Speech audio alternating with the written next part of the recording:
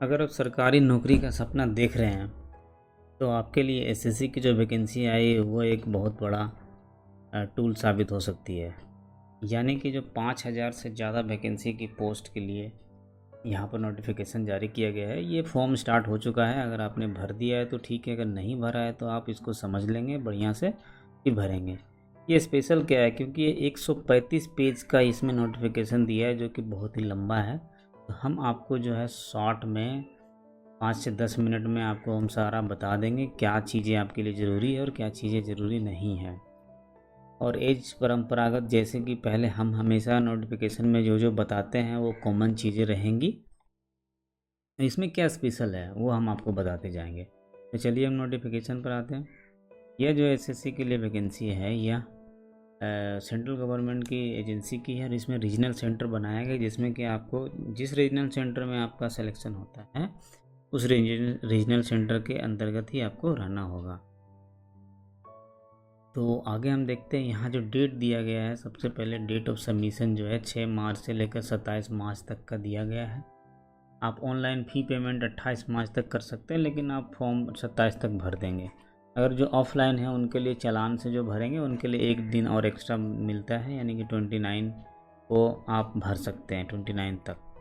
फिर करेक्शन के लिए भी समय देगा एसएससी, जो कि है 3 से लेकर 5 अप्रैल।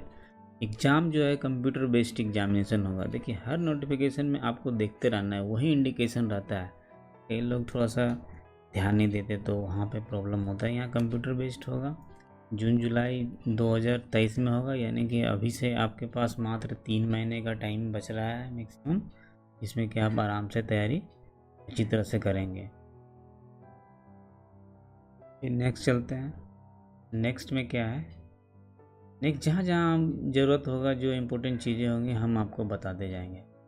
ये देखिए नेक्स्ट, इसमें अभी कुछ ऐसा नहीं है। डेट है, वो डॉक्यूमेंट है, वेरिफिकेशन का है, नोटिफिकेशन है डिटेल में, ऐसा कुछ स्पेशल इसमें नहीं है। कैटेगरी वाइज का जो उसमें आपका शॉर्टकट दिया गया ये है। यहाँ पर देखिए, जो भी ब्लाइंडलेस है, लो विजन है, तो उसके लिए सब कोड दिया गया है। फिर आपका यहाँ पर नेशनलिटी की बात करें, नेशनलिटी इंडिया, नेपाल, भूटान के हो सकते हैं, रिफ्यूजी भी हो सकते हैं। उसका क्राइटेरिया है कि 1 जनवरी 1962 तक हो। फिर वो जो है माइग्रेंट भी हो सकते हैं कुछ देशों के, जैसे पाकिस्तान, बर्मा, श्रीलंका के हैं, तो खैर ये कॉमन है। एज लिमिट क्या रहेगा, मैट्रिक सर्टिफिकेट का देखा जाएगा। और यह जो एनेक्सर 3 के अनुसार है, हम लास्ट में एनेक्सर 3 आएगा, जिसमें कि डिटेल वाइज है। आप 18 से 27 में मैक्सिमम में है। फिर इसमें एज रिलैक्सेशन जो होगा, एज यूजुअल होगा, जो पहले जैसा होता है SC ST को, जो BC को मिलता है। PWD का आपने फॉर्म भरा होगा तो ठीक है, नहीं तो आप यहाँ देख लीजिए, सेम वो छूट है यहाँ पर भी। फिर ग्रुप C पोस्ट के लिए कुछ सेंट्रल गवर्नमेंट एम्प्लॉई हैं तो उनके लिए अलग से है, जो पहले से हैं उनके लिए है। कुछ अपर लिमिट यहाँ तय किया गया है। Ever set of 40 central government है तो 40, इस तरह से। फिर special instruction for ex serviceman है। एक्स सर्विसमैन के में बहुत सारे उसमें टर्म होते हैं, जैसे क्लास C पोस्ट के लिए कौन सा है टर्म, जो है कॉल ऑफ सर्विस जो बोला जाता है, तो क्लास C मेट्रिकुलेशन। बाकी सब इंफॉर्मेशन सेम चलेगा, लेकिन एक सर्विसमैन का कुछ क्राइटेरिया होता है जो कि अलग से होता है। अगर आप डिफेंस सर्विस में हैं, कोई नॉन कम्बेंडेंट है या फिर कम्बेंडेंट है, तो अगर रिटायर हैं, रिलीव हैं, रिलीज हो गए हैं, या तो फिर डिस्चार्ज दे गया है, मेडिकल पर, पेंशन पे है, तो ये सब कैटेगरी है। फिर प्रोसेस क्या रहेगा, फॉर्मेट रहेगा कि अगर कुछ गलत भरते हैं तो आपको डिस्क्वालीफाई किया जाएगा, फॉर्म रिजेक्ट कर दिया जाएगा। बस यही सब इंस्ट्रक्शन इसमें है। Provision of compensatory time and assistant of scribe, scribe को 10-20 मिनट एक्स्ट्रा मिलता है, वो भी हम लोग देखेंगे। फिर crucial date for essential qualification, जो डेट दिया गया है, यानी कि जो होना चाहिए वो यहाँ पर एज और डेट जो है, यहाँ 1 जनवरी 2023 को काउंट करेंगे, ठीक है। और पोजीशन ऑफ एसेंशियल क्वालिफिकेशन का जो करेंगे वो 23 मार्च को करेंगे। 23 मार्च से पहले पहले आपका जो है एग्ज़ाम पास, मतलब आपका रिजल्ट घोषित हो जाना चाहिए, यानी कि आपके पास सर्टिफिकेट होना चाहिए। और एज लिमिट जो काउंट करेंगे 1 जनवरी 2023 से ही काउंट करेंगे, उसके अनुसार काउंट करेंगे। फिर आप एप्लीकेशन का अपना प्रिंट आउट रखेंगे, ताकि कभी भी अगर मांगने के बाद आपको प्रोड्यूस करना पड़ सकता है। फिर हाउ टू अप्लाई करेंगे, यहाँ ssc.nic.in पर जाके वेबसाइट पर का पता दिया गया है। और फिर रेफ़र इनेक्सर भी रेफ़र करेंगे। लास्ट डेट रहेगा 27 मार्च।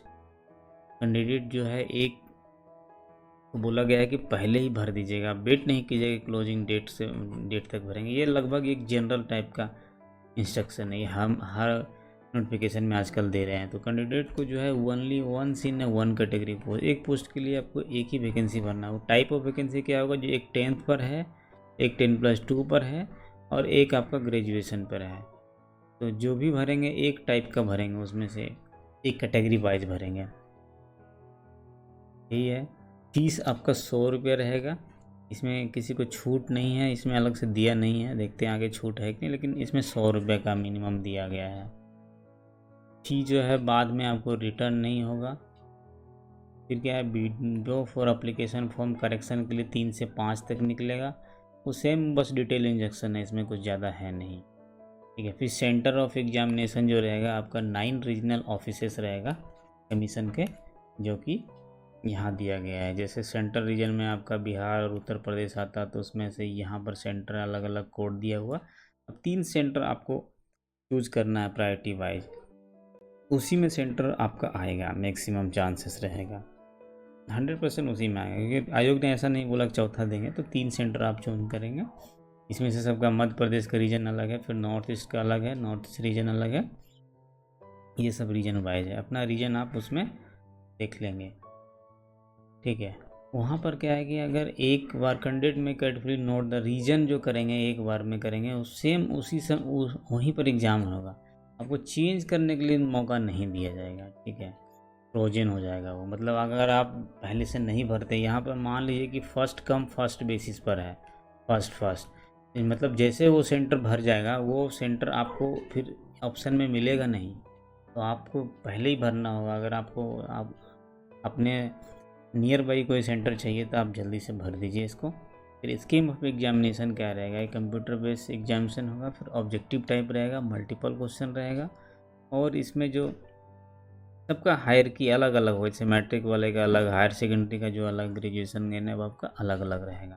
लेकिन ये चारों जो है ये सबके लिए सेम रहेंगे। हाँ, लेवल सबका अलग अलग हो जाएगा। मैट्रिक वाले के लिए अलग लेवल रहेगा, फिर 10+2 का अलग लेवल और ग्रेजुएशन का अलग लेवल। नंबर ऑफ क्वेश्चन 25 रहेंगे, मैक्सिमम मार्क्स रहेंगे 50, यानी कि दो नंबर रहेगा। एक एक क्वेश्चन का 2 नंबर रहेगा, यानी कि यहाँ पर क्या हो गया, 200 मार्क्स हो गया और 100 क्वेश्चन हो गया। फिर आपको 1 घंटे मिलते हैं ओनली, 1 घंटे में 100 क्वेश्चन, यानी कि इसमें क्या टाइम मैनेजमेंट क्या हो गया, इम्पोर्टेंट हो जाएगा। यहाँ पर टाइम मैनेजमेंट आपको ध्यान देना पड़ेगा। ठीक है। नेक्स्ट देखते हैं क्या है। नेक्स्ट जो है, यहाँ पर जो रिजल्ट आपका पब्लिक किया जाएगा, नॉर्मलाइज करके किया जाएगा, मार्क्स जो भी स्कोर करेंगे। ठीक है। फिर स्किल टेस्ट भी यहाँ पर होगा, जैसे टाइपिंग हो गया, डाटा एंट्री हो गया, कंप्यूटर प्रोफेशन टेस्ट हो गया, ये भी होगा। जो भी इसेंशियल क्वालिफिकेशन के जहाँ पर भी मांग रहा है वहाँ पर कैंडिडेट किया जाएगा, which will be in qualifying nature, यानी कि सिर्फ क्वालिफाई करने के लिए ये सब रहेगा स्किल टेस्ट में जो भी रहेगा। ठीक है। तो कैटेगरी वाइज अलग से आपको पोस्ट का मांगेंगे। ठीक है। फिर क्या है, indicative syllabus for computer based examination. ये मेरा सजेशन यहाँ पर यह रहेगा कि ऐसे मैं बता सकता हूँ और बहुत सारे लोग बताते हैं, लेकिन ये आपको फ़ायदा नहीं करेगा। यहाँ पर क्या है कि आप इसको बढ़िया से उतार लेंगे, या तो फिर पेन से उतार लेंगे या फिर इसका प्रिंट आउट कर लेंगे तो ज़्यादा बेटर होगा। जैसे मैट्रिकुलेशन लेवल का जो जनरल इंटेलिजेंस रहेगा, इसमें क्या रहेगा, नॉन वर्बल टाइप रहेगा। टेस्ट क्या रहेगा, the test will be include question on similarities and differences, space visualisation, problem solving, analysis, judgement, decision, ये सब रीजनिंग टाइप के जितने क्वेश्चन हैं ये सब रहेगा। फिर जनरल अवेयरनेस रहेगा। जनरल अवेयरनेस में क्या रहेगा, जनरल नॉलेज टाइप का रहेगा। इसमें मतलब कि सारे सब्जेक्ट इसमें कवर हो जाएंगे, sports, history, culture, geography, economy, polity, constitution, scientific science, सब जो हो जाएगा। फिर आपका क्वांटिटी एप्टीट्यूड रहेगा, क्वांटिटी एप्टीट्यूड, इसमें अर्थमेटिकल वगैरह मैथ इसमें आ जाएगा। फिर इंग्लिश लैंग्वेज का पेपर रहेगा, इंग्लिश बेसिक इंग्लिश रहेगा, ज़्यादा बड़ा नहीं रहेगा। ठीक है। फिर जो है कुछ में राइटिंग एबिलिटी भी टेस्ट है, राइटिंग एबिलिटी भी देखा जाएगा। ठीक है। फिर यहाँ पर 10+2 के लिए भी इसी तरह से अलग है, लेकिन थोड़ा सा उसमें से अलग हो सकता है, थोड़ा सा लेवल चेंज हो सकता था, वेन डायगोन हो सकता, तो ये आप अपने से उतार लेंगे तो ज़्यादा बढ़िया रहेगा। इंग्लिश फिर ग्रेजुएशन के लिए भी सेम है, जनरल अवेयरनेस है, जनरल एप्टीट्यूड है, इंग्लिश लैंग्वेज है, ABCD के फॉर्म में रहेगा, 4 तरह का सेट रहेगा, ठीक है। लेकिन यहाँ पर देखिए graduation and question in part C will be the 10th standard level. यहाँ पर ये है कि जो पार्ट सी है, यानी कि जो क्वांटिटी एप्टीट्यूड की बात है, यहाँ ये 10th लेवल पर ही रहेगा। अगर ग्रेजुएशन के बेस पे भरे हैं या फिर 12th के बेस पे भरे हैं तो भी भरेंगे, लेकिन ये जो क्वांटिटी एप्टीट्यूड का जो एग्ज़ाम रहेगा ये ओनली 10th बेसिस पर ही रहेगा, 10th लेवल तक। एडमिशन ऑफ द एग्जामिनेशन, ये कुछ नहीं, बस एडमिट कार्ड है। एडमिट कार्ड में इंस्ट्रक्शन तो पता ही होगा कि क्या क्या होना चाहिए। वहाँ क्या कह रहा है कि copy of self attested supporting document भी देना है आपको, ठीक है। ऑनलाइन एप्लीकेशन फॉर्म जो है ये टाइम ऑफ स्क्रूटनी, यानी कि फॉर्म भी लेके जाने के लिए बोल रहा है। From the shortlist candidate at the stage of scrutiny, मतलब अगर आप एक स्टेज पार करेंगे ना तो ये सब फॉर्म भर के रखेंगे तो इसमें एडमिट कार्ड वगैरह भी लगेगा उसमें, और जो भी ओरिजिनल डॉक्यूमेंट है लगेगा, उसके साथ साथ जो आपका अटेस्टेड करके ओरिजिनल डॉक्यूमेंट का सेल्फ अटेस्टेड ले जाना है, ठीक है। यहाँ पर देखिए candidate must bring print out of the admission certificate, यानी कि एडमिट कार्ड चाहिए, और साथ साथ में क्या चाहिए, 2 पासपोर्ट साइज कलर फोटोफाइड एंड फोटोग्राफ चाहिए, फिर ओरिजिनल फ़ोटो ID प्रूफ चाहिए जिसमें कि डेट ऑफ बर्थ मेंशन हो।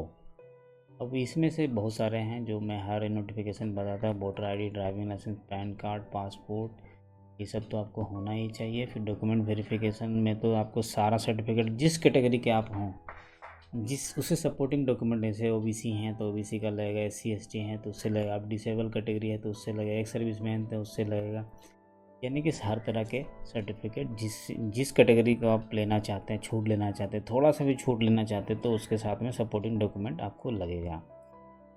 जैसे एक सर्विसमैन का है, फिर नो ऑब्जेक्शन सर्टिफिकेट, पहले से अगर एम्प्लॉय हैं तो आपको लगेगा। आपका प्लस जो भी है वीडियो अगर करना, डाइवर्सिटी अगर क्लेम करना चाहते, छूट लेना चाहते तो उसका भी सर्टिफिकेट लगेगा।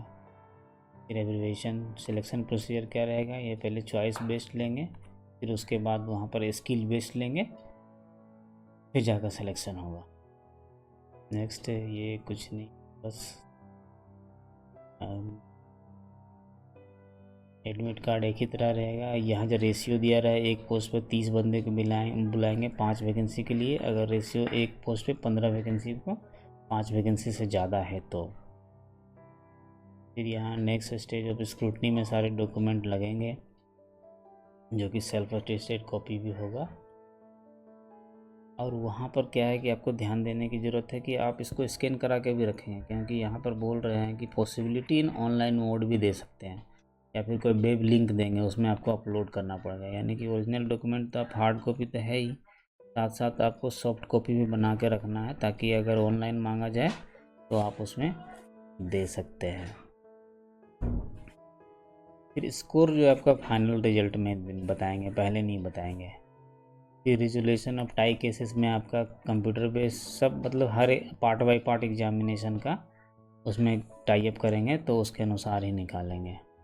अगर आप कुछ गलत भरते हैं, यहाँ लिखा है कि liable to cancel rejected any stage, अगर कहीं इनमें से किसी भी तरह का अगर कुछ गलत करते हैं तो आपको रिजेक्ट कर दिया जाएगा। यानी सिग्नेचर गलत है, फ़ोटो सही से अपलोड नहीं है, फी पैड नहीं है, ये तो खैर नॉर्मल चीज़ें हैं जो आपको। आप फिर साथ साथ ही अगर कुछ माल प्रैक्टिस करते हैं, कुछ अगर गलत तरीका यूज़ करते हैं एग्ज़ाम पास होने के लिए, तो आपको दो साल से लेकर 7 साल तक की का डिबारमेंट हो सकता है, यानी कि आपको एग्ज़ाम देने नहीं मिलेगा।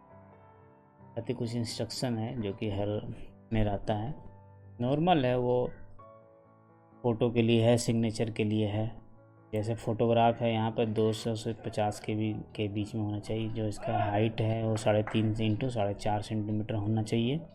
फिर सिग्नेचर जो हमारा रहेगा 10x20 के भी रहेगा, फिर 4 से 4x2 होगा। ये सब आप नोट कर लेंगे, क्योंकि बार बार इसको चेंज करना पड़ता है। हर एग्जामिनेशन में देखते हैं कि अलग अलग चेंज करना पड़ जाता है।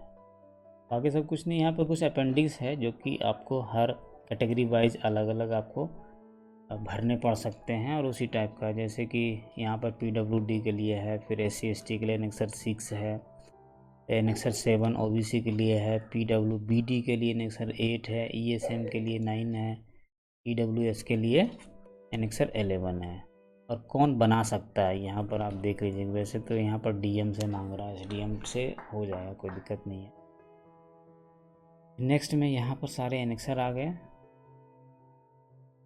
एनेक्सर है, सारा एनेक्सर है। एक लास्ट में आपके लिए एक बहुत ही इम्पोर्टेंट रहेगा, यहाँ पर आपका दिया गया है कि कैसे कैसे आप रजिस्ट्रेशन करेंगे। इसमें से अगर आप पढ़ सकते तो ठीक है, लेकिन मेरा मानना है कि अगर आप जैसे ही फॉर्म खोलेंगे ना तो आपको हर एक दिखाई देगा, रोल नंबर है, वेयर पासिंग देना है, यानी कि सब सर्टिफिकेट साथ में लेके आप भरेंगे तो आपको इधर देखने की ज़रूरत नहीं है। आपको ऑटोमेटिक में सब जैसे कॉलम में मांग रहा है उस तरह से आपको आपके पास सर्टिफिकेट देख सकते हैं।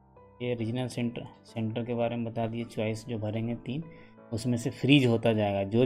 जो सेंटर भरता जाएगा वो फ्रीज होता जाएगा। इसलिए मेरा सजेशन ये है कि आप पहले से ही भर लेंगे फॉर्म, जैसे ही निकला है आप फॉर्म भर लेंगे।